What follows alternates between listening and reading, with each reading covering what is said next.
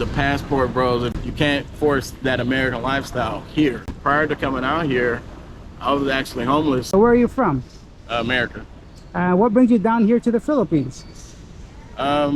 Really just everything that was going on in America. It wasn't necessarily the Philippines. I originally left America, I was going to travel some countries, but I have some disability comprehension issues, dyslexia and stuff like that, and I couldn't figure out. I was going to go to Africa first. Okay. And travel around to some countries, but I couldn't figure out some of the stuff, and I couldn't get a hold of the embassy, and there was like some scams and things like that. Yeah. And then I had heard about the Philippines, and I did some research on YouTube and such like that, and it's free visa upon entry, so it's easier to understand than that. Can't get scammed on that. Yeah. When I got here, you know, I was just traveling the world really. I was traveling, you know, to countries where the dollar stretched further, you know, Of course. make my disability money stretch further. But really past that, when I first got here, I was just wanted to see every country I went to. I just wanted to see the people, the customs, you know, learn to laugh at a local joke, you know, maybe learn a little bit of the language. But the Philippines, you know, they have like the 7,000 islands and all the different languages. So, you know, you can't really learn everything, but plus they speak English, which helps, right? So yeah. Well, I was surprised when I got here that how many signs were in English, you know, and I was like, okay, why is it? Then I learned that, you know, their official language is, business language is English. Past that, you know, what surprised me was just the humbleness of the people. You know, they get up early in the morning. Somebody's, you know, entrepreneurship everywhere. Somebody's cooking something, delivering something, giving a ride, going to work. You know, is this your first time to the Philippines? yeah, this is my first time in the Philippines, my first time out of America. Okay. I definitely feel safer here than America. You know, like one of my family members, they're like, oh, you know, the Philippines, you kind of get those different things where, you know, as far as leaving the United States. Yeah. But I don't feel stressed here. Don't feel, you know, like, I mean, don't get me wrong, nothing happened to me like that in the United States, but, you know, there's shootings everywhere. You know, some of the locals, they talk to me about, you know, some of the political stuff and the political stuff, yeah, but they talk to me about the way they feel, maybe it's not as affluent. Okay. And they talk about like some of the jobs and what they pay and things like that. I still believe it's better than, you know, trying to go to America. Yeah. But I try to tell them, well, America just shows you what they want you to see. You know what I'm saying? You don't see how many, you know, the homelessness, you know, people that are strung out on drugs and things like that. You know, I'm not trying to get, you know, Americans to bash me. But, you know, you can't just deny it. You can't deny it. You know? There's good and bad in every country. And right, you know, and then, you know, the crime, you know, you don't hear about, you know, gunshots or people getting jacked. I mean, yeah, I'm pretty sure things do happen here. Yeah. Just like you're in America, you know, you do want to have your situational awareness. You don't want to go places and do certain things where, you know, you probably shouldn't go and do. You know, definitely the food. Definitely the food is definitely better. Not processed, it's not out of a box. Yeah. It's fresh, you know, clean. I will say that I heard it before, and I can confirm now that the American products do taste different. Yeah, okay. You know, outside of America. So how long have you been here? I've been here since November. Okay, so you've been for a couple months at least, right? Yeah, I've been here since November. And I'll be here a while longer. I'm actually going to be going back and grabbing my stuff, you know, and making plans to pretty much move over, you know. Okay, so you're going to be here permanently, hopefully, at least long stay at least. Well, because the thing about here compared to, I mean, you can't deny the dollar stretching is a benefit, especially to my, you know, disability dollars. Okay. Well, one thing I will say, you gotta excuse me, my stuff. No, you're doing really well. Actually, I was expecting this to be like 30 seconds or a minute, but you got a lot of information, and I'm excited to hear about it. So you get a lot more for your buck over here for sure. You told me a lot of stuff that you do like. Is there something maybe you dislike so far or you don't like?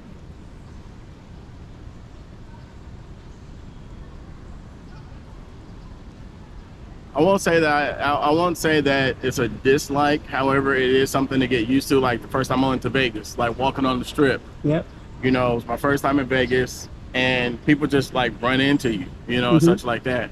Well, I do like here how, you know, they have like the lines for the elders and the disabled people and things like that, you know, for Filipino disabled people and stuff like that. But like when you're walking, like I'll move to the side for an elder, Yeah. you know, so they can walk by, and here comes this youngster just like they don't see they don't see that person, and they just like walk through them, you know what I'm saying? Okay. But you do have to do a little bit of defensive walking, you know, just like with the driving. I was you know, gonna you say, definitely want to be aware of things.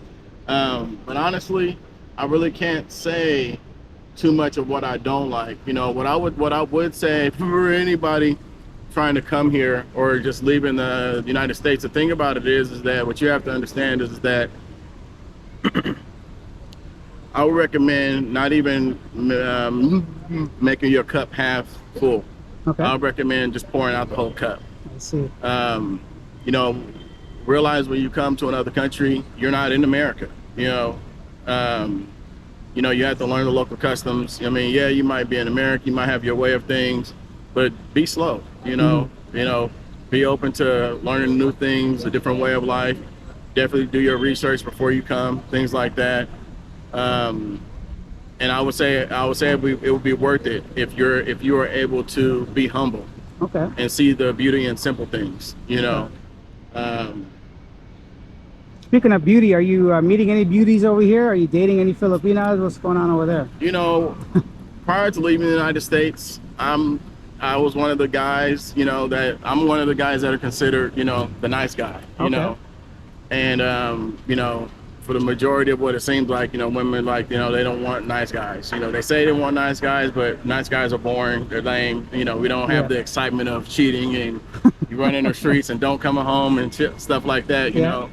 And so when I first came here, you know, I wasn't on any dating apps or anything like that, dating sites or anything like that. And it wasn't like I was opposed to dating, but it wasn't on my radar. Yep. I was just really traveling around when I first got here, I was just going to come here for maybe like a month or two, and then maybe go to Vietnam, Singapore, you know, Thailand, things like that, and just kind of travel around and look at different countries. However, like, my asthma improved when I got here, you know, versus using my medicine every day, all day. I use it maybe once a month now. Okay. I have some disabilities in my torso and such for my muscles and such. That's what you kind of see. That's been a reduction versus every day in America. Okay. But one thing that I would say, like I was prepared for a lot. Like when I was going to Africa, doing my research, and already, you know, being in America for decades, I've watched foreign movies and things like that. So I already kind of feel like I was cultured to an extent of different ways of life around the world.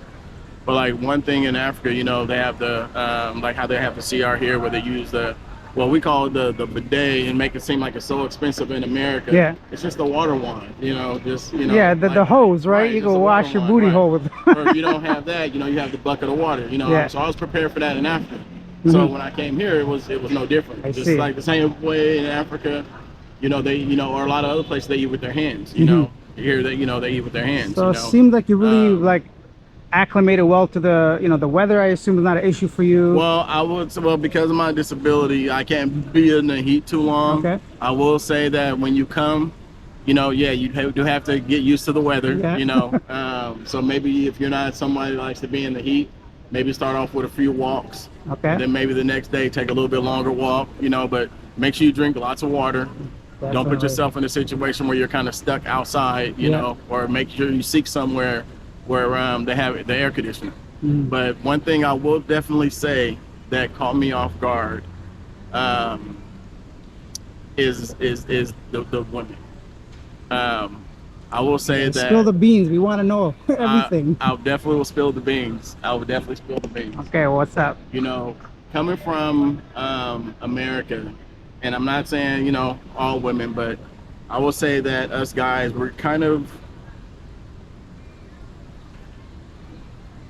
not asking for all the extra hair and extensions and weaves and things like that, all the bat eyelashes, all the plethora of makeup stacked on top of each other.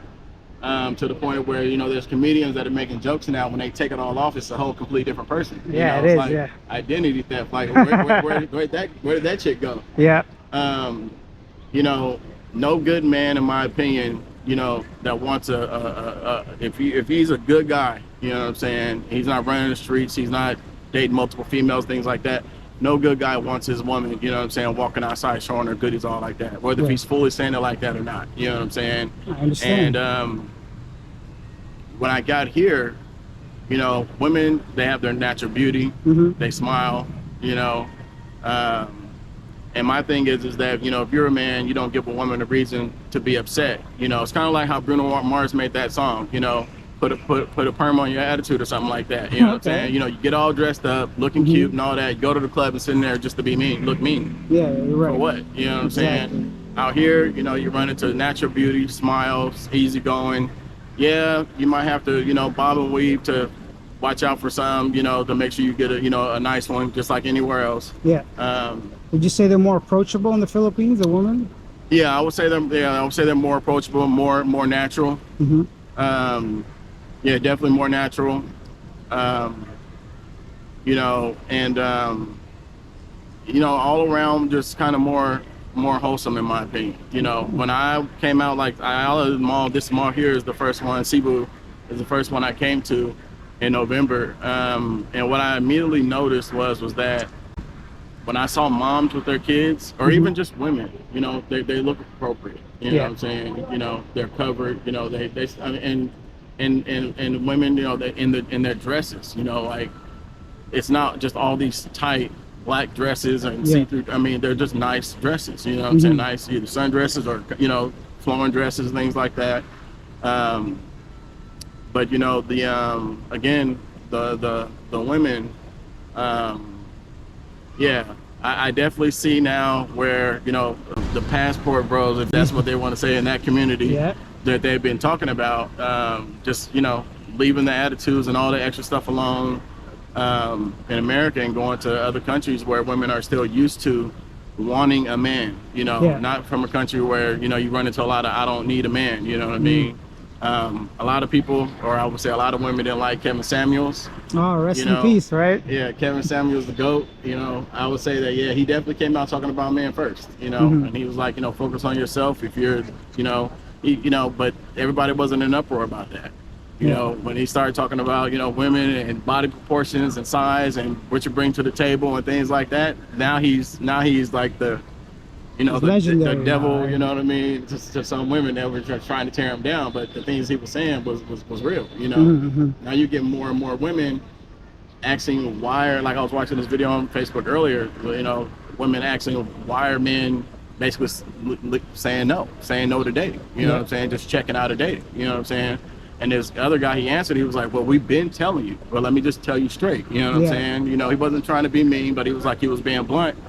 And you know, it's like this other thing where I forget who said it, but it's like if a man hires a maid and hires a prostitute, why does he need you as a woman? Yeah. Like what do you know? And that's what, and it's not necessarily that men will hire a prostitute, but you know, it's a point being made there. You know what I'm saying? But you need to bring more than just your physical self. Right. We want peace. You know, we want loyalty. We want respect. You know what I mean? It's such like that. You know. And here, again, when like I said, when I first noticed this, is that, you know, women are covered. When I see moms with their kids, they look like moms, you know. Not saying that they don't look sexy or anything like that, you know, that's what they have on, but they're clothed. Traditional. When I see a grandmother with their family, that looks like she looks like a grandmother, you know what I'm saying? You know, go to the club, you know, I don't see the daughter generation, the mom generation, the grandma generation, all in the club, let alone not having clothes on, you know what I mean? They're clothed. And all of them partying, hanging out, you know what I'm saying, in the same group, going after the same men, you know what I'm saying. You know, another thing, they just had the Sinulog holiday, you know, and it was like everybody was into it, you know, like we don't really have that religious base in America like that anymore. I don't really feel like America is built for relationships. It's supporting like family, you know. And I see it out here, you know. Yeah, I hear about certain things and, you know, everywhere, you know, people cheating and things like that. But I think that if we had some of the things that they have here in America, such as once you get married, you're married. Yeah. You know, there's really not a thing of divorce here. To get divorced here, you got to have 1,000,000 pesos. So if in America we had a law the where, because with the money conversion, you know, if we had a law where once you get married, you're married, unless you got to pay that person $250,000, a lot of more people will be more selective and in depth about who they choose to marry. Yeah. Let alone they also have the law that if you cheat when you're married, the spouse and the person that's cheating with the spouse, you can call the police on them. It's a crime. If we had that in America, things would be a lot different, you know, because when a family breaks up from that, it's more than just the two people that break up or get a divorce. The kids are affected, you know, and it does a ripple effect, and it does really long-term type damage, you know. I was also surprised about, you know, when you go into the stores and things like that, you know, like I have this bag, you have to open your bag, and you know they look in your bag, or they can tell that this is a bag for like my wallet and such like that. But if you have extra bags and things like that, you got to check them in at the check-in counter. You know, there's guards posted everywhere in all the stores and stuff like that.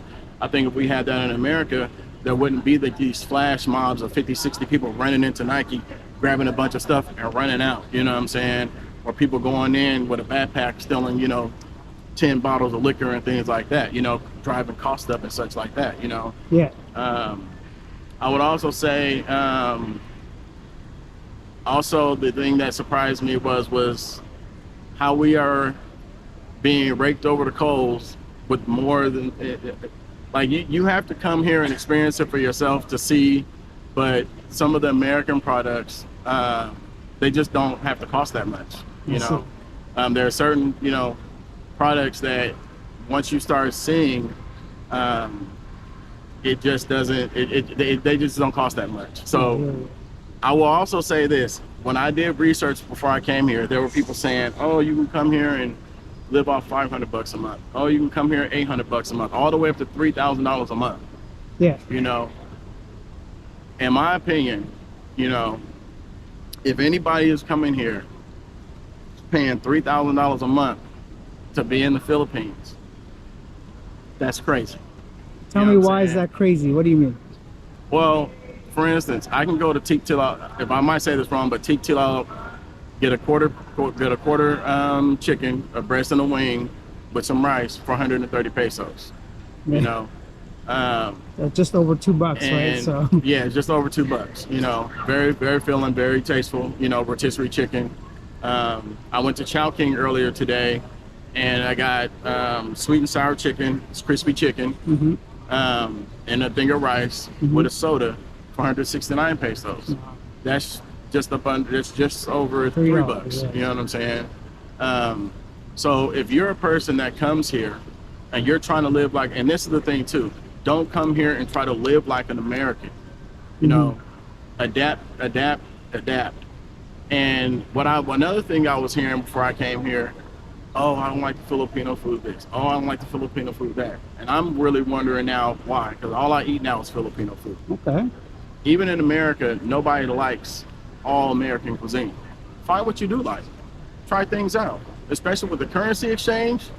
Like you can make an error and have a second meal. Right. You know what I'm saying? Like, you know, it's not like you're paying $20 a meal like in America. You know what I'm saying?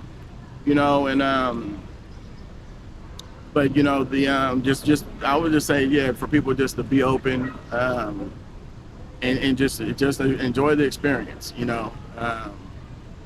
But so life's good for you here in the Philippines, huh? It is, you know, but you have to be humble. You can't come here and, again, like I said, be wanting to be an American, and then, for instance, they say, well, you know, when you get a Filipino girlfriend, you know, that drives your cost up. Well, the only way I can see that, especially paying $3,000 a month, is if you living like an American here, and then you get a Filipino girlfriend, especially that's never been to America, but you're also giving her that American lifestyle here in the Philippines. You're essentially paying for the cost of living of two people at that point, right? So, well, see, that's what I'm saying though. You shouldn't be doing it. Even if you get a Filipino girlfriend, I don't think that's the problem. You know, I think it's the mentality of the person. You know, like I have a Filipino fiance now. You know, oh, congratulations! Yeah, because, like, you know, like, again, Kevin Samuels, the GOAT, You know, he was right. You know, like he would try to tell certain women when he talked to them, oh, you've been engaged for 4 years. Oh, you guys been boyfriend and girlfriend for 7 years. And he's like, well, you know, it's not ready. It's not happening, you know? Yeah. He said that basically it takes about 6 months to a year for a guy to decide, you know, if he's serious, if he's going to marry this woman, you know? Okay. What I have now is that instead of having a woman that wants to spend money, she looks to save money. You know, she doesn't want a washing machine. She washes our clothes by hand. You know, and at that, she works a full-time job. Bro. You know what I'm saying? She'll get up before work. She'll make us some breakfast. You know, make the bed and such like that. Wash dishes after we're done. Now, don't get me wrong. I take good care of my household as a man. You know what I'm saying? Providing, you know, protecting everything. But I let her do her woman thing. You know. At first, I'm kind of like, you know, but again, not being in America, being in the Philippines, you know, you can't force that American lifestyle here. And again, I just kind of just went ahead and went with the flow. She wants to do a woman thing, I'm gonna let her do it. But when you, like, even before I left America, like I would tell people, like there's women in Africa and other places around the world that will wash their man's feet even. You're not even just cook and clean for them, you know. And you know, my old lady, she'll wash my whole body in the shower. You know what I'm saying? You know, I go down to tie one of my shoes, she'll tie the other one. You know, I go to clip my fingernails, she'll clip them for me. Well, sounds like you found the one, man. Right. You know, again, you know, she tries to, you know, definitely save money versus spending money. You know, cooks food from scratch. You know, I eat the udon and the mungos a lot because my digestion is messed up. Okay. So yeah, she'll go over to the market and make me dinner, food from scratch. That's all she cooks me is food from scratch. Is there a large age gap between you guys? There is. She was the second Filipino that I started dating. But I will go back to Kevin Samuels. He was saying that well, there's 19 years between us. Oh. So when I first started looking on the dating sites, I put my range from 25 to 35 because I do plan on having more kids. And going back to Kevin Samuels' content, and he was talking about having, you know, kids and such like that with women in their ages and such like that. Even though I did put 35, that's really on the back end because he was talking about geriatric pregnancy with women. And when he's talking about this with women who are open to it and they're not the ones that are disgruntled, but they're open-minded. Yeah, they're being honest and saying that, yeah, you know, once you get past about 30-ish into 35 especially, it is high risk. You know, not saying that women can't have healthy babies and things like that, but it's just more of a high risk. So, you know, when you go to for instance, the casino, you know what I mean, or like how Kevin Samuels said, you know, instead of going off possibility, go off probability. You know, you're gonna play the slots with the higher probability of you winning. You know what I'm saying? Yeah, you can go over here and play the 10%er, but if over here you got a 40%er, I mean, honestly, which one you gonna put your money in? You know, and you know, it just so happened that you know, she's 25, she's about to be 26. And you know, we just clicked. You know, you know, in a lot of areas. You know, you definitely over here, you definitely don't run into the you know, I'm tired and different things like that. Right. When you know, when it's time to go get to the boom room, you know. Okay. But yeah, like I said, you know, she'll get off work, come home, cook, clean from scratch, you know, mop the floor, you know, do the whole shebang, you know what I mean? Okay. And you know, we'll sit down for a little bit and, you know, and such like that. And then you know, so that's good, man. Yeah, you know, I mean, compared to what I was dealing with in the States, because after the pandemic, I was actually forced out of my place. Okay. So prior to coming out here, I was actually homeless for like 2 years. You know what I'm saying? I had my stuff in storage. And then in February, I got a room to rent for like $800. So you went from being homeless in America to living like a king in the Philippines, essentially. Well, yeah, there was so I was homeless at first. I got pushed out of my place because the rents went up too high compared to my disability income. And then I did find a room to rent for $800 a month. But then at that, it's like, okay, well, if you do find a good woman, now I have 3 other male roommates. And you know, you would think at that point, okay, well, let's have a bachelor pad, let's keep it cool, let's smell nice and certain things. But you know, when you got roommates that don't wash their dishes for like 2 weeks, and you know, stuff is, you know, it's like you already got to deal with, okay, well, I don't have the typical job being a disabled guy that I got roommates, and you know, and women typically don't, you know what I mean? Of course, of course. But now, yeah, you know, the place I have now, I went from, you know, renting a room for 800 to I have a 3-bedroom for 400. That's amazing, man. Yeah, you know what I mean?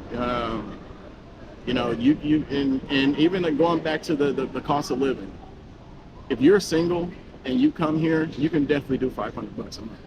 Okay. What you do is you get you a hostel, you know, but again, you know, you have to be willing to let go of certain comforts, you know, because honestly, if you're single like that, you don't really need a full place like that to yourself.